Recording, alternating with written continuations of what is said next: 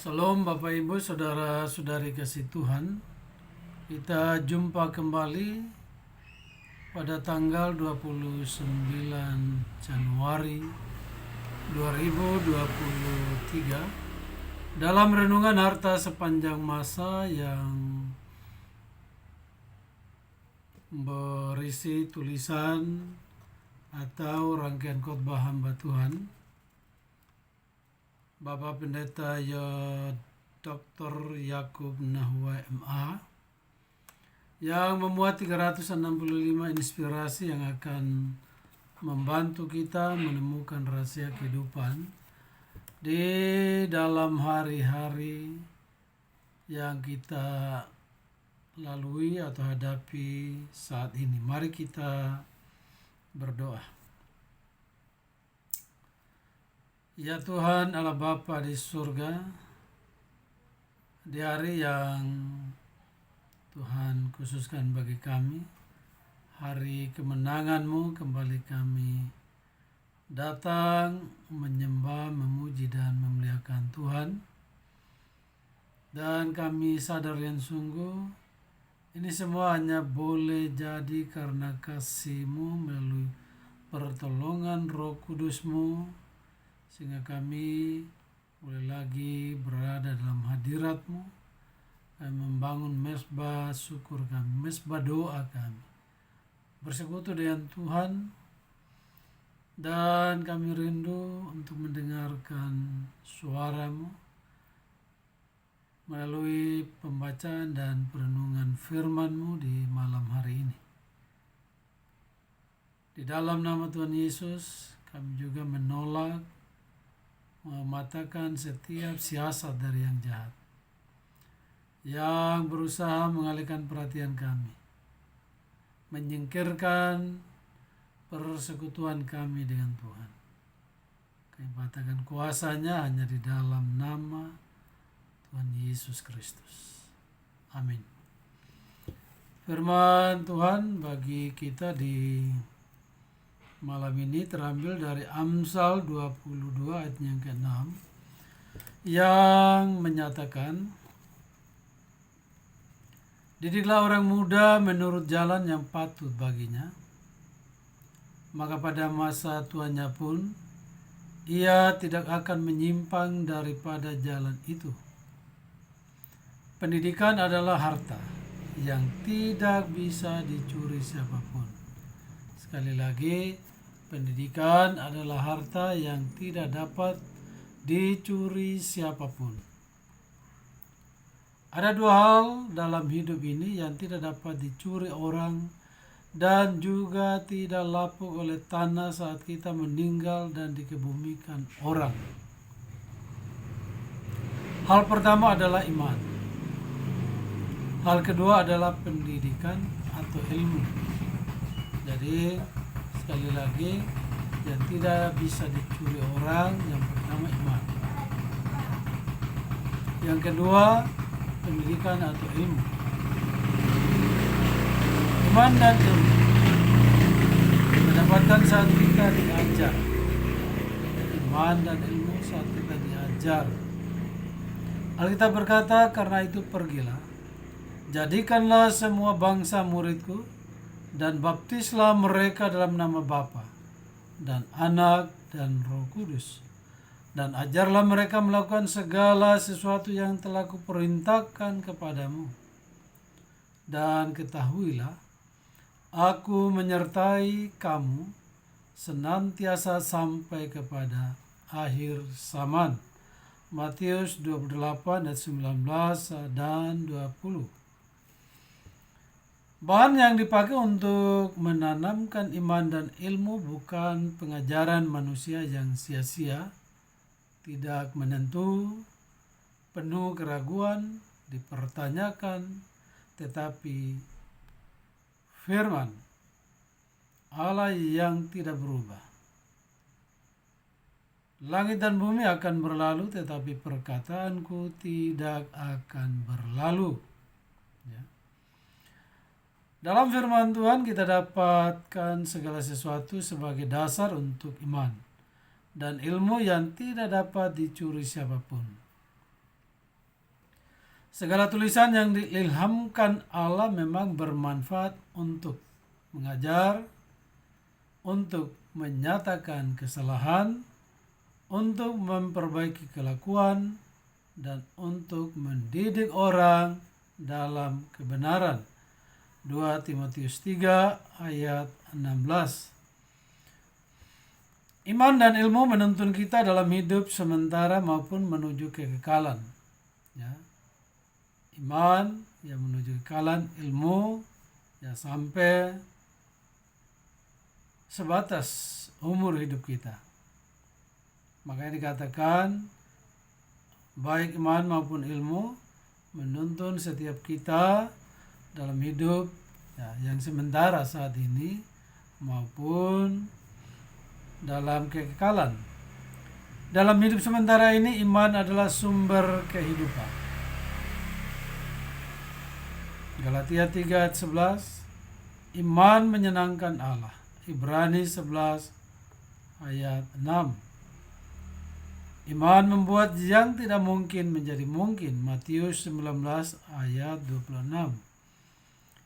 Iman senjata melawan iblis.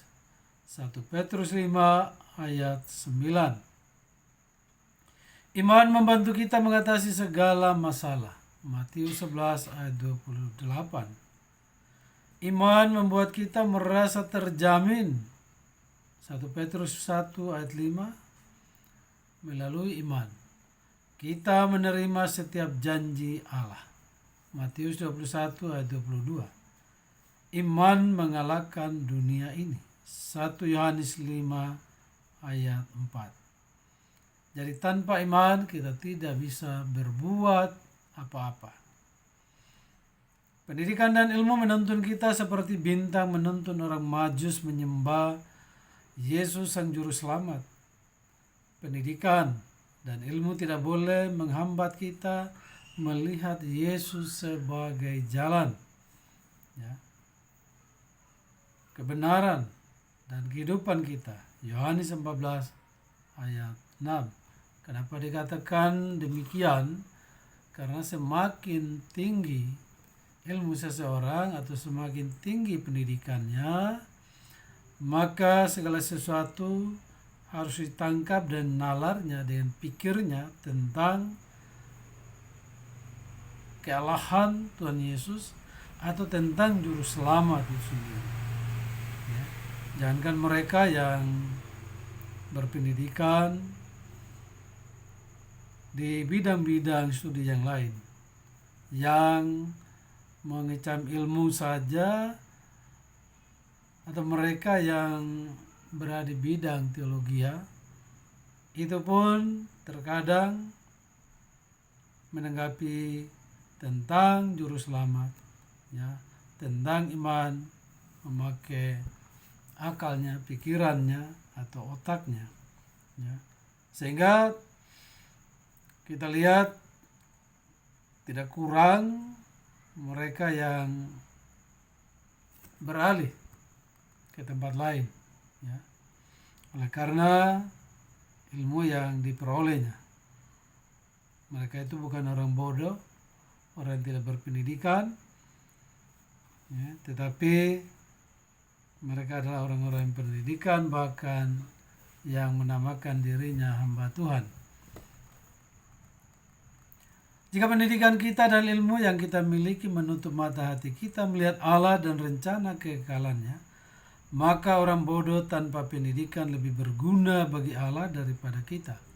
1 Korintus 1 ayat 25 sampai 27. Ya, kita perhatikan baik siapakah mereka ke-12 murid Tuhan Yesus. Apakah mereka orang berpendidikan, ahli Taurat, ya, dan lain sebagainya? Tidak. Mereka adalah orang-orang yang tidak dianggap, ya. Mereka adalah para nelayan, ya, kemudian pemungut cukai yang tidak mengerti, ya, tentang perintah-perintah atau hukum Taurat, ya. Ngerti hukum Taurat tetapi tidak bisa dilakukan. Apa yang kita buat bagi Allah melalui iman dan ilmu yang kita miliki dalam hidup sekarang. Ya. Kita akan menerima balasannya nanti di dalam kekekalan. Makanya pergunakan ilmu itu untuk memuliakan Tuhan. Ya. Misalnya, ya, mengikuti pendidikan militer atau kepolisian, ya, sudah dapat ilmu. Gunakan ilmu itu sungguh-sungguh untuk melaksanakan suatu tugas pokok, melayani, ya. Bukan melakukan hal yang di luar itu. Dan kenyataannya memang lebih banyak menggunakan ilmu, pengetahuannya, kepintarannya untuk melakukan hal-hal yang tidak membawa manfaat bagi orang lain selain menyusahkan orang lain. Nah, semuanya ini membuktikan pada kita gambaran bahwa ilmu dan iman atau iman dan ilmu adalah sesuatu yang berharga, mahal, patut dimiliki, dijaga dan dipelihara. Ya. Jadi sekali lagi, ya, iman dan ilmu itu adalah sesuatu yang berharga, yang mahal, ya, dan patut dimiliki. Karena itu jaga dan pelihara untuk memuliakan Tuhan tentunya. Kita harus wariskan kepada anak-anak dan generasi penerus melalui pendidikan. Amsal 22 ayat 6 dan teladan 2 Timotius 1 ayat yang kelima. Allah tidak memerlukan kepintaran kita, karena Ialah yang menciptakan otak dan kemampuan. Perhatikan itu. Jadi kepintaran kita, otak kita, kemampuan kita, Tuhan yang kasih. Dipergunakan untuk memuliakan Tuhan. Kitalah yang memerlukan Dia untuk memampukan kita pintar dan bijaksana. Jadi bukan Tuhan yang membutuhkan kita. Dialah dasar iman kita dan tujuan hidup kita serta hiasan pada akal dan pikiran kita. Jadi jadikan Tuhan itu hiasan di akal dan pikiran kita. Sehingga apa yang kita pikirkan, yang kita perkatakan dan kita lakukan, ya, yang menyenangkan hati Tuhan. Kesadaran inilah yang membuat iman dan ilmu yang kita miliki ibarat harta yang tidak bisa dicuri orang. Mengapa? Karena iman dan ilmu adalah masalah di dalam diri manusia dan bukan yang ada di luar, yang gampang rusak karena ngengat atau dicuri oleh tangan manusia. Jadi sekali lagi hanya ada dua hal yang tidak bisa dicuri, yaitu iman dan ilmu. Jadi gunakan iman, gunakan ilmu untuk, ya, menyenangkan Tuhan, untuk bermanfaat bagi orang lain, bukan menyusahkan orang lain. Demikian firman Tuhan untuk kita di malam hari ini. Karena Tuhan memberkati kita. Mari kita berdoa. Terima kasih Bapa, terima kasih Tuhan Yesus. Ingatkan kami semua bahwa iman dan ilmu sangat penting bagi kami, sangat berharga. Karena kedua hal itu tidak dapat dicuri, diambil siapapun juga, terkecuali kami sendiri yang menyerahkan. Artinya kami melepaskan iman kami, kemudian ilmu kami kami pergunakan untuk hal-hal yang tidak penting, hal-hal yang menyusahkan hati Tuhan, hal-hal yang membuat Tuhan marah atau murka kepada kami. Karena Tuhan, kami berdoa untuk kami secara pribadi, istri, anak-anak, menantu, cucu-cucu, bahkan rekan-rekan sekerja kami, bahkan sanak saudara kami, agar mereka pada saat melakukan tugas dan tanggung jawabnya, mereka memperhatikan hal yang sangat berharga dalam hidup mereka, yaitu iman dan ilmu yang Tuhan berikan pada mereka. Tuhan memberikan itu untuk memampukan mereka bersikap, ya, bijaksana dalam menghadapi kehidupan itu. Di dalam nama Tuhan Yesus kami berdoa. Amin.